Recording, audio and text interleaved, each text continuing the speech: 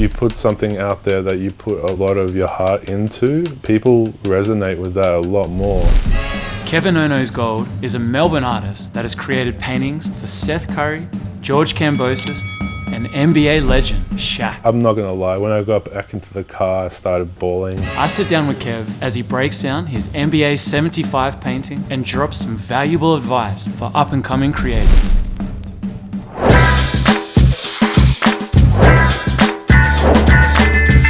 Let's go, Rush!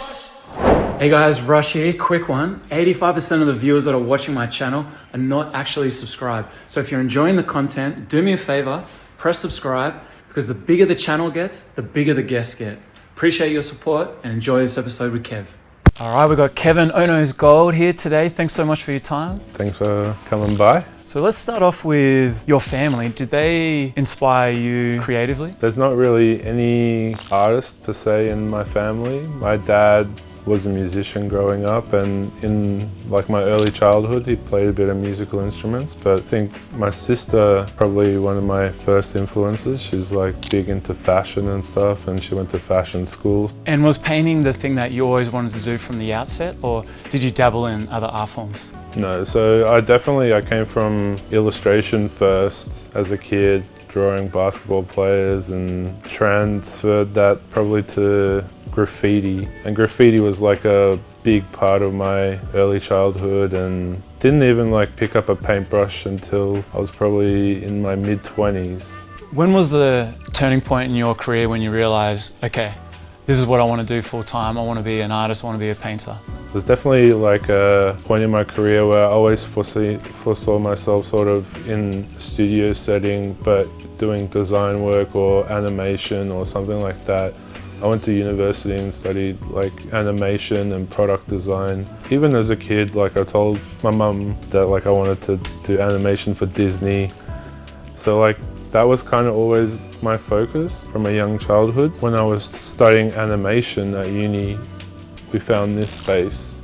I started getting more free with, you know, my art forms and like experimenting more and bringing that graffiti background into all this stuff and playing around. And the passion was like way higher for this kind of stuff. Oh, that's a dope piece, man. Like Lisa? Yeah. It was for an art show where everyone had to remix the Mona Lisa. So like whatever they like. That's cool. That's cool. You guys are going to realize very soon, Kev is the biggest Kobe Bryant fan there ever is, right? Yeah, pretty close. There's some out there that are better than me, but I'm up there for sure. Top 5 in Australia probably, I'd say. Yeah, for sure. For sure. Top 5. Who would you say are your inspirations? Well, Kobe, first and foremost. The Mamba mentality is, I live and die by that. Whenever I'm not focused, you know, I watch Muse, he refocuses me. That's definitely my most highest, you know, inspiration of anyone. One area that you're incredible at is networking. Yeah. And you're probably one of the best networkers I know, just in general. How important is it building relationships? It's the most important part of my career, like above the talent, you know, because the way that I tackle this is like, I have like a genuine admiration for these people. So I'm not reaching out to them saying, hey, I need this. Like, I want to know about how they got to where they are. I like ask them a bunch of questions. I build a relationship over time. Look at like the people in the industry. It's like so important, and how like each person has their own story of how they got there, and they all aspired to be in that position. It's just learning more than anything. And yeah, building those genuine relationships is like so important. While we're on that subject, for people that are watching this, what tips can you give them in terms of networking? Whenever you see a finished product on Instagram or YouTube or whatever, there's a big production that goes into anything like that, and like that interests me more than the final product. So like I'll look at credits, I look at, you know, tags and stuff like that, and see who did what sort of thing, and like build from there. Because yeah, you have one project and like you have your headliner, but like there's all these other people that are involved in that project. All right, let's get on to this incredible piece of art here that we're sitting in front of. Firstly, was this a passion project or was this a commission from somebody? Definitely a passion project. As a kid, I had this print of a painting in my bedroom. It was, I think, around the time of the 50th anniversary of the NBA, and growing up, I loved this thing. And looking at it as an adult, I was like, you know, I think I could do this a bit better. And it's something that I wanted to make time for me. The 75th anniversary was coming up. I'm like, this is the best excuse that I have to, you know, pump this out. And it gave me a deadline to work towards. And so what was the creative process behind the piece? So I had to wait every day till they announced the list. And then the day the list came out, I think within half an hour of having the list, they already started, you know, finding reference photos and stuff like that along the way. But yeah, as soon as the list was completed, I went straight into research and finding the photos and compositing them. I know you spent a lot of time creating this piece. How many hours, days, weeks, months went into this? So it was over the span of 5 months, but it realistically took me 3 months painting time. And just to give some comparison to your other pieces that you've done, how long do they usually take? Average painting of one person takes about a week. Okay, so 3 months. Yeah. Big difference. Yeah, absolutely. And was there a particular player or part of the painting that was quite difficult to do? Well, to give you an idea, I generally spent about a day on a player. Kobe took a few days. A little bit extra love for Kobe, just had to nail him 100%. So, and there's obviously a reason you put Jordan in the middle. And yeah. So would you deem Jordan as number one? Jordan's number one. As much as Kobe's number one, Jordan's number one. What doors of opportunity have come from this piece? A lot more people took me seriously after that, which is kind of funny. People try and create all this content that's fast content, I noticed, and I try to keep up with that. I think that, you know, if you put something out there that you put a lot of your heart into, people resonate with that a lot more. You know, I've had, you know, opportunities with LA Times where they reference this piece, and the NBA reference this piece, and all these other companies that I want to be working with, they noticed it, you know what I mean? Oh, that's epic. And any notable players or brands that shared it, tweeted it? Boston Celtics, which was, it was awesome, and the arch enemy team. So they're the ones that were giving it love and commenting on it. Yeah. The fact that LeBron liked it was... Oh, he liked it on Instagram? No, on Twitter.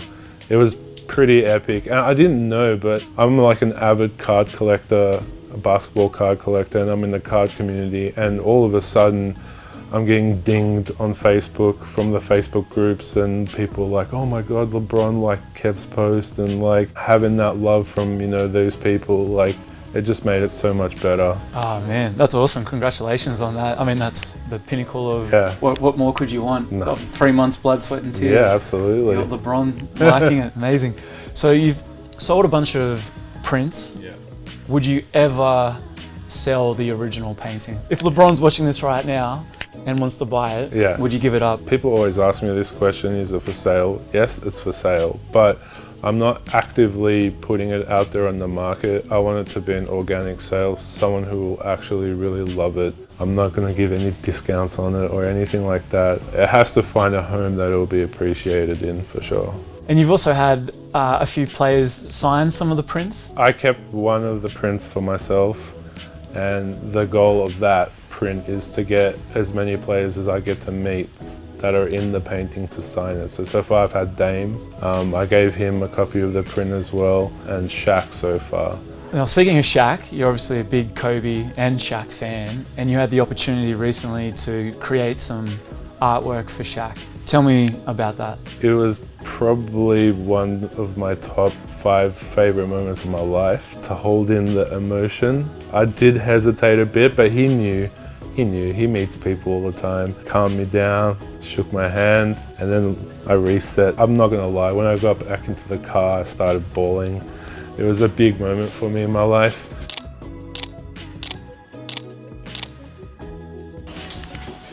Just want to let you guys know I've got the dopest sock game in the biz right now. Check this out.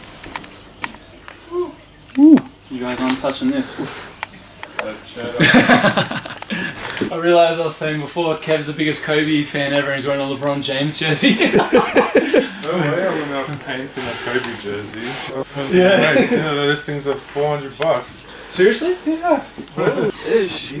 Not only just in the basketball scene are you doing well, but you're diving into the boxing ring and you recently did George Kambosos and Devin Haney. Yeah, that was pretty unreal. How do you go about capturing someone's, soul and the emotion of that person in the painting? Everyone has their own kind of characteristics and the way they approach things, but like they all have that killer mentality. Be it a fighter or a basketball player, they're all hyper competitive. But like once I'm given a brief in any sport, automatically I go start looking at interviews. I start looking at videos of them in their in whatever sport they do. From that, I try and like capture their character. And do you try and get your painting looking identical to the photo, or do you try and give it that Kevin Ohnoes Gold flavor and make some adjustments? I always try and make it a little bit more painterly. That's the word that they use in our word, painterly. I have like little touches that I add to my paintings that if one portrait artist was sitting next to another portrait artist, they could definitely differentiate mine to someone else's. So you designed the Summerjam basketball court, which is really cool. Tell me about the process of that and what's different from doing a painting to an actual basketball court design. So that was actually a collaboration with one of my mentors. His name's Chad Man. I'm sure everyone in the sports world kind of knows who this guy is. I've always wanted to work with him, and every time I get an opportunity to, it's like a little pinch me moment. He gave me like basic parameters and he just wanted my influence to be in that because, Paran is so close to me, so close to home. That's the court I grew up playing on. He kind of gave me free rein to do my elements, incorporate my elements within, the collaboration of our design together. For up-and-coming artists trying to break into the industry but don't have a clear direction on where to start from, what advice would you give to them? Don't rush. Art is like the longest career. It's not like an athlete you're done by like 35. You can like go well into your 70s and 80s and stuff. It's a marathon.